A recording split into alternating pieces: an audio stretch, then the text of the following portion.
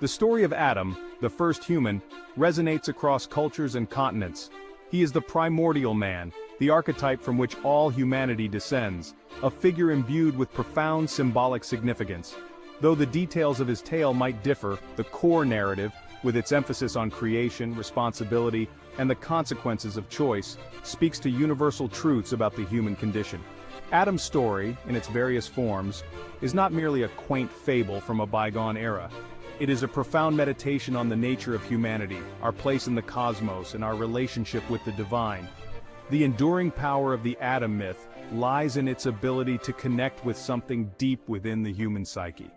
Whether we interpret the story literally or figuratively, it offers valuable insights into the human condition and the challenges we face as individuals and as a species.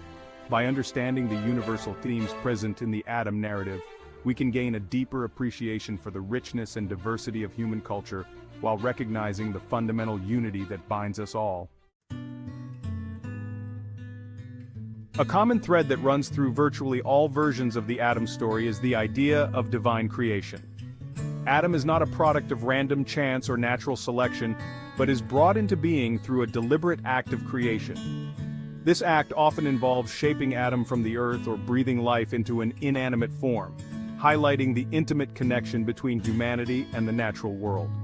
In some traditions, Adam is created in the image of the divine, endowed with reason, creativity, and a spiritual essence that sets him apart from the rest of creation.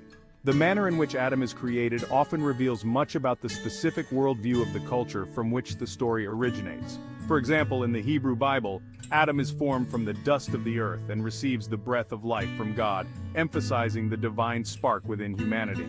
In Chinese mythology, the goddess Nuwa molds humans from clay, demonstrating her compassion and care for her creations. Despite these variations, the underlying message remains consistent. Human life is a sacred gift, bestowed upon us by a power greater than ourselves. We are entrusted with caring for the earth and its creatures, using our unique gifts and abilities to cultivate and enhance the world around us. The creation story, therefore, serves as a powerful reminder of our interconnectedness with all living things and our obligation to live in harmony with nature. Many versions of the Adam story place him in a primordial paradise, a garden of abundance and delight where he lives in harmony with nature and in close communion with the divine.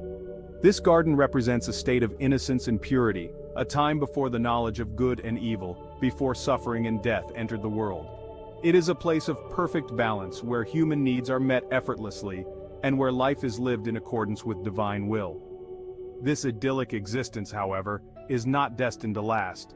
The garden often contains a forbidden element, a tree or a fruit that represents the limits of human knowledge and the boundaries set by the divine.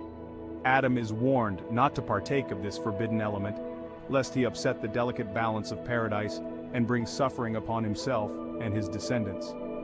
The garden therefore becomes a testing ground for human obedience and the limits of free will. In the Judeo-Christian tradition, it is the Garden of Eden, replete with lush vegetation, flowing rivers, and an abundance of fruit trees. Regardless of its specific form, the garden represents a lost utopia, a nostalgic yearning for a simpler, purer existence. It serves as a poignant reminder of what humanity has lost through disobedience and a symbol of what we might aspire to regain through righteous living. The narrative of Adam encompasses a universal moral struggle, one that transcends individual cultures and speaks to a collective human experience. In the tale, Adam's decision to defy the divine command not to eat the forbidden fruit introduces the concept of moral choice into the human story. This moment of disobedience marks a pivotal point in human history, as it represents the first exercise of human free will. The consequences of Adam's choice are profound, affecting not only his own fate but also that of his descendants.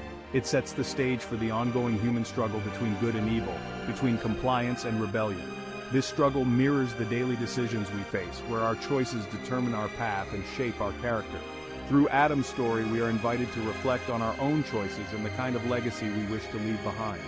It is a tale that compels us to strive for a higher moral ground, urging us to seek wisdom and understanding in our lives and to act with integrity and responsibility.